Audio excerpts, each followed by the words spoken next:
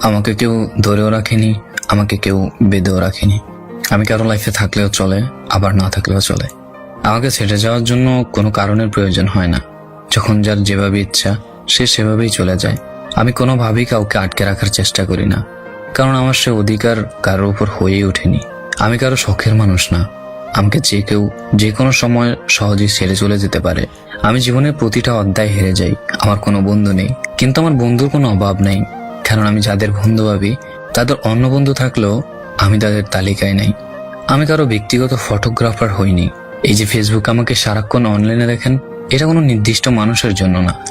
আমি কোনো কারণ ছাড়াই অনলাইনে থাকি।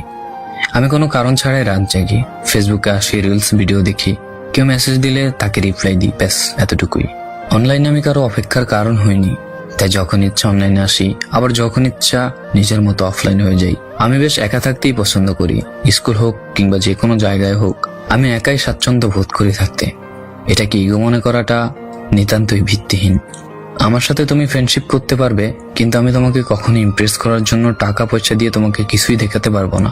তুমি আমার সাথে বন্ধুত্ব রাখতে পারবে, কিন্তু আমি তোমাদের সাথে বিভিন্ন জায়গায় ঘুরতে যেতে পারবো না, কারণ আমার তোমার বাবার মতো এত অঢেল টাকা নেই। কোনো মেয়ের পিছে ঘোরার মতো আমারও তো সময় নেই। আমার আত্মসম্মানে লাগে। অসুন্দর হলেও আমি আমার আত্মসম্মান নিচু করি না। আমি নিজ থেকে কোনো মেয়েকেই SMS দেই না। আমি নিজের আত্মসম্মান বজায় রাখি। কাউকে ঘৃণা করার মতো মানুষ আমি নই। হয় প্রচন্ডভাবে ভালোবাসবো, নয় একদম চুপ হয়ে দূরে সরে যাব। অন্যদের বন্ধুত্বে রাগারাগি ঝগড়া সবই হয়, আবার তারা একে অপরের সাথে খুব সুন্দরভাবে মিশে যায়।